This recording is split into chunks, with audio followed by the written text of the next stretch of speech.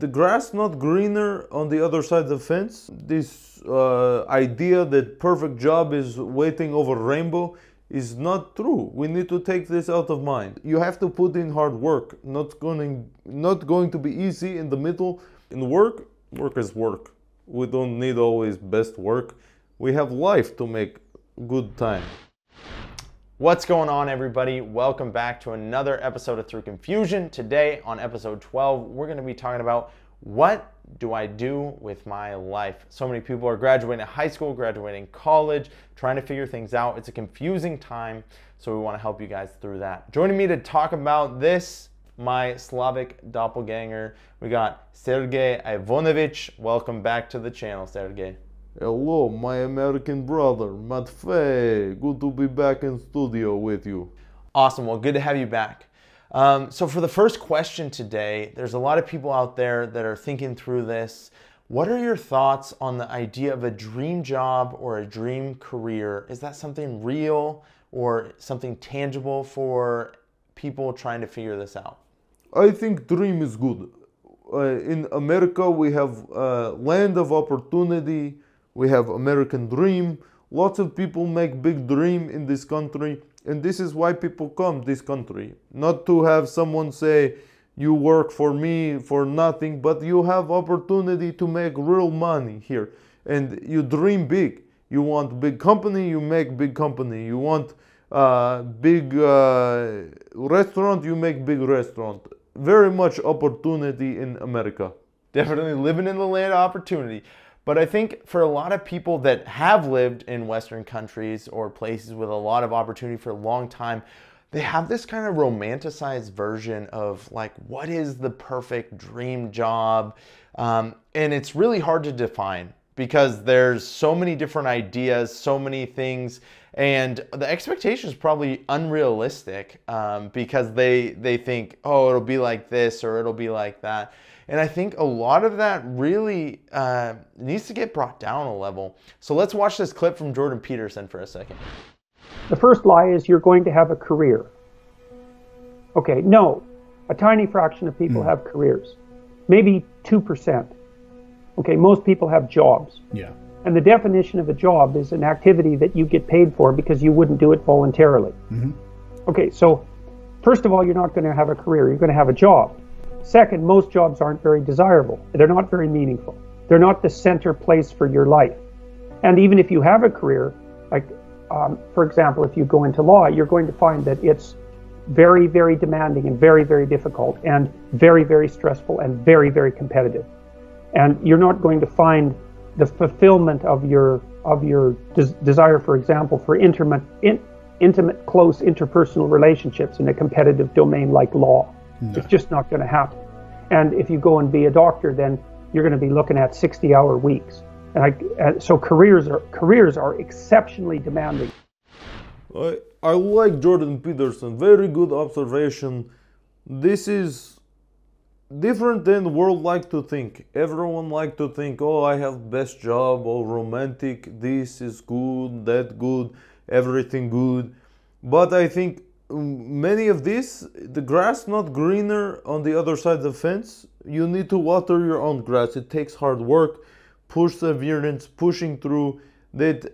This job, this idea that perfect job is waiting over rainbow is not true. We need to take this out of mind. Yeah, leave it up to Jordan Peterson to bring everybody down a level. I think it's actually really good though to look at that, because if you're basing your whole life off this romanticized expectation of what might be on the other side of the fence, the grass over there, but it's not real. Like most people, that's not where you find your fulfillment in life. Then you're going to be striving for and living for this thing that won't actually ever become. Like it's untangible, it's unattainable. And then instead of that, changing your perspective to like, where do I find this fulfillment and joy in what I'm doing? How do I build that into any job, any place that I'm working, instead of just having this hypothetical view of like, when I find it, it will be the perfect thing, and that will be exactly what God has made me for. Exactly, Matthew. And when you go through the middle and you're in this phase, God uses spark at the beginning to bring you in. This is always through love first sight.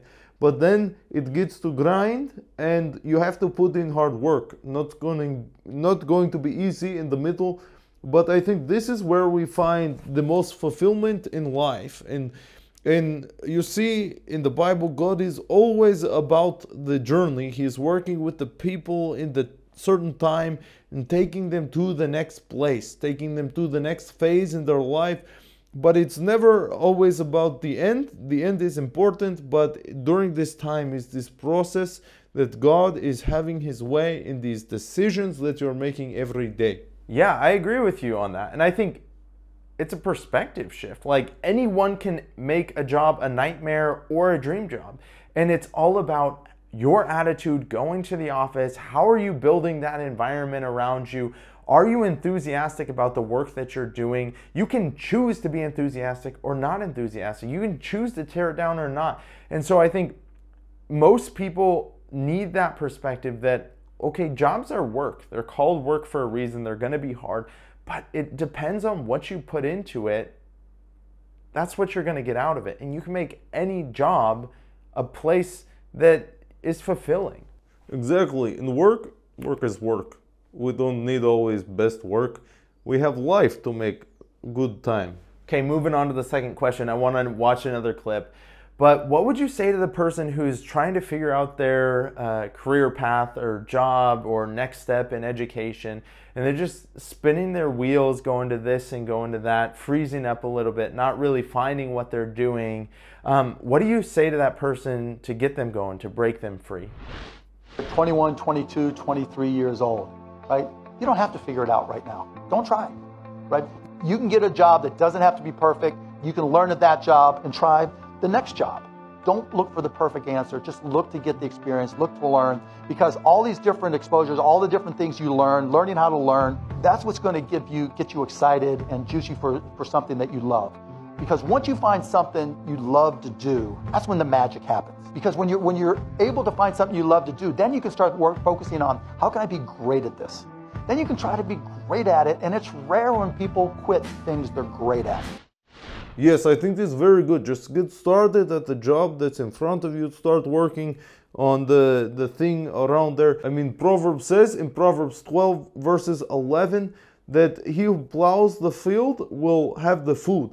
But if you spend your time with fantasy, you have nothing.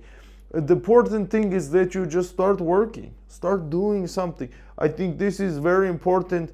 Make the connection, build the resume, do the thing. It may not be best thing, most exciting thing right now, but you don't have to do it forever. When you're faithful in little, then you have opportunity to have the next thing. Yeah, totally. It's doing the things that are in front of you. And I think in my life, I had some jobs in high school, paper boy, working at a restaurant, worked on cars. And so I didn't really know what I was going to do. After high school, I just didn't go straight to college. I started working for a friend's dad, and it was a really cool opportunity at a machine shop. We were doing some different stuff. And then I sat down with my mom and thought, okay, what can I do? And I thought mission aviation would be cool. So what's the first thing if you're going to be a missionary pilot? You go to Bible school. Get that education under your belt. And so I was like, okay, what do I do? Start applying. And it was really quick. I think it's those small, tiny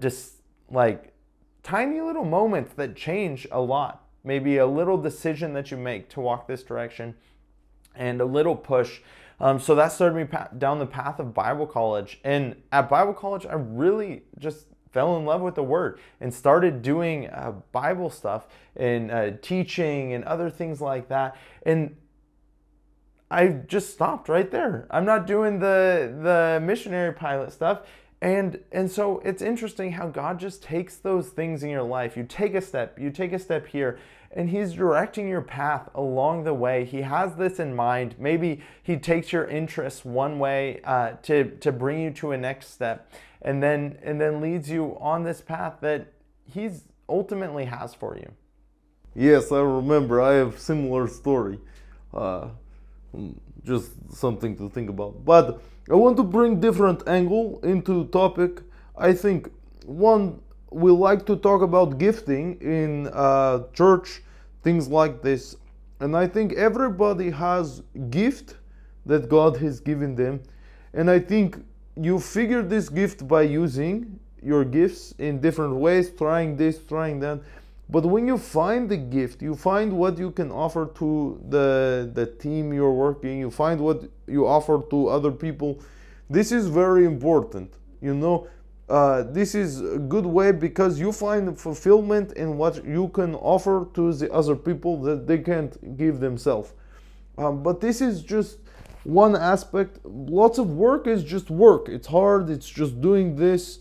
And so lots of time is spent like this, but find the path as you're going. Find place that you can use gift God gives you, and then this really helps. Like you talk about going Bible college, and then finding true calling, helping people with Bible, understand this, and this is very important for anyone, no matter if your work is spiritual work or if you're just in the job. You have spiritual gift. How you give this is important to world. Okay, I want to close with this. I think so many people out there actually genuinely struggle with decision making. Like, you just freeze up, even if it's something like where to eat dinner, you know, what to eat for dinner, you know, all of these decisions. Every day you're hit with so many decisions. What's your decision making process look like?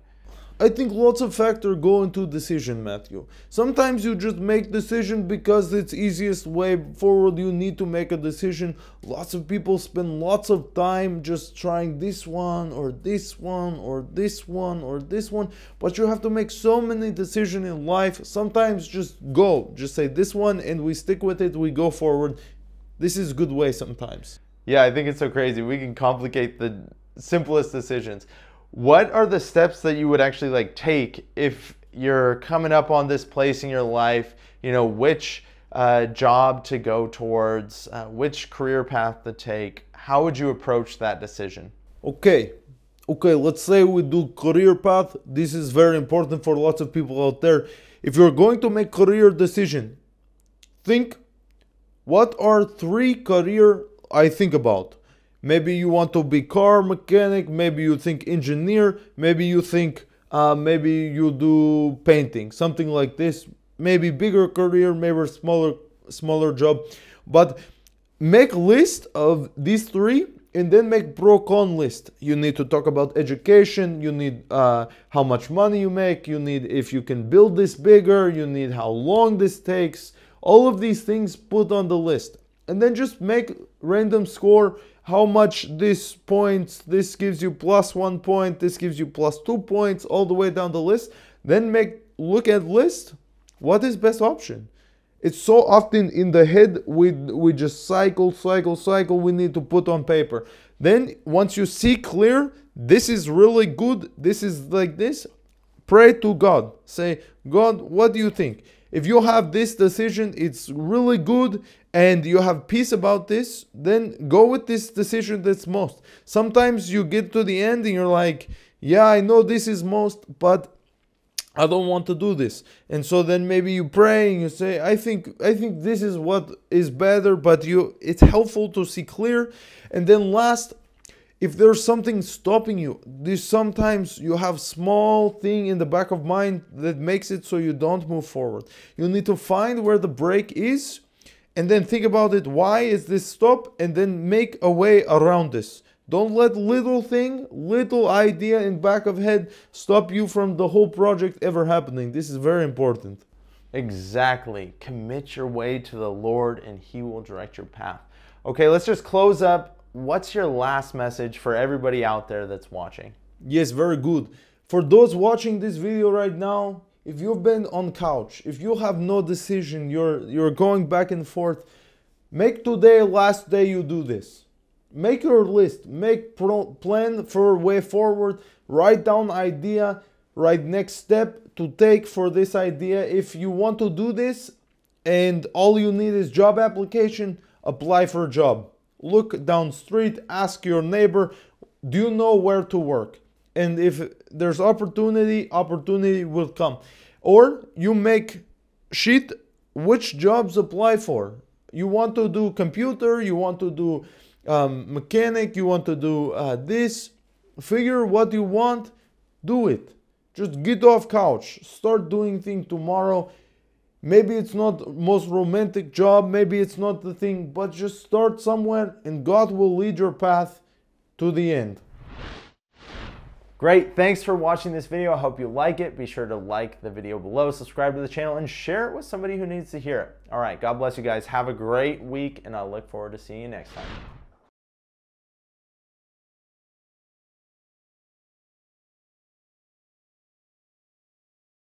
Oh, what do I think of Putin? Well, people in America don't like Putin, but hey, Mother Russia do pretty good with Putin.